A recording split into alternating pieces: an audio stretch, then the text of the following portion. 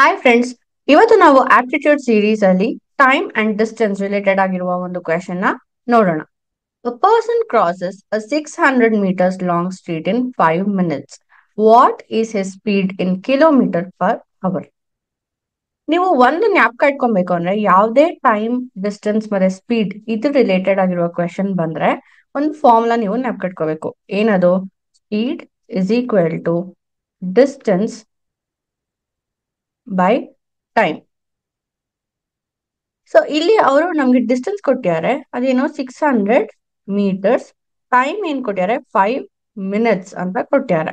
So ನಾವು ಕಂಡು ಹಿಡಿಬೇಕಾದ್ರು speed. ಈಗ ನಾನು 600 / 5 ಮಾಡಿದ್ರೆ ನನಗೆ 120 ಬರುತ್ತೆ. 120 meters/minute ಅಂದ್ರೆ 1 minute ಅಲ್ಲಿ 120 meters ಕವರ್ ಮಾಡ್ಬೋದು ಅಂತ ಕೊಟ್ಟಿದ್ದಾರೆ. ಅವ್ರೇನ್ ಕೇಳ್ತಾರೆ, 1 hour ಅಲ್ಲಿ ಎಷ್ಟು ಅಂತ ಕೇಳ್ತಾರೆ. ಸೊ 1 hour ಅಲ್ಲಿ ಎಷ್ಟು ಮಿನಿಟ್ಸ್ ಇರುತ್ತೆ? 60 minutes ಇರುತ್ತೆ. ಸೊ ನನ್ಗೆ ಇಲ್ಲಿ 120 ಬಂದಿರೋದನ್ನ ನಾನು 120 meters into 60 ಅಂತ ನಾನು ಮಾಡಿದ್ರೆ ನನ್ಗೆ ಏನ್ ಬರುತ್ತೆ? 7200 ಬರುತ್ತೆ. ಸೊ ಅದು ಬಂದ್ಬಿಟ್ಟು again meters per hour. So ನಾನು ಇಲ್ಲಿ ಮಿನಿಟ್ಸ್ ನ ಅವರ್ ಕನ್ವರ್ಟ್ ಮಾಡ್ಕೊಂಡಿದ್ದೀನಿ. ಈಗ ನೆಕ್ಸ್ಟ್ ಅವ್ರು ಏನ್ ಕೇಳ್ತಾ ಅದು ಕಿಲೋಮೀಟರ್ ಎಷ್ಟು ಅಂತ ಕೇಳ್ತಾರೆ. ನಮಗ್ ಸಿಕ್ಕಿರೋದು ಮೀಟರ್ಸ್. ಸೊ 1 kilometer ಅಲ್ಲಿ ಎಷ್ಟು ಮೀಟರ್ಸ್ ಇರುತ್ತೆ? 1000 meters ಇರುತ್ತೆ. ಈ ಯೂನಿಟ್ಸ್ ನ ನೀವು ಚೆನ್ನಾಗಿ ಜ್ಞಾಪಕ ಇಟ್ಕೋಬೇಕು.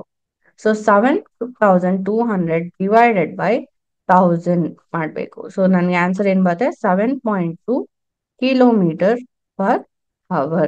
ಸೊ ನನ್ನ ಆನ್ಸರ್ ಇಲ್ಲಿ ಬಿ 7.2 kilometer per hour.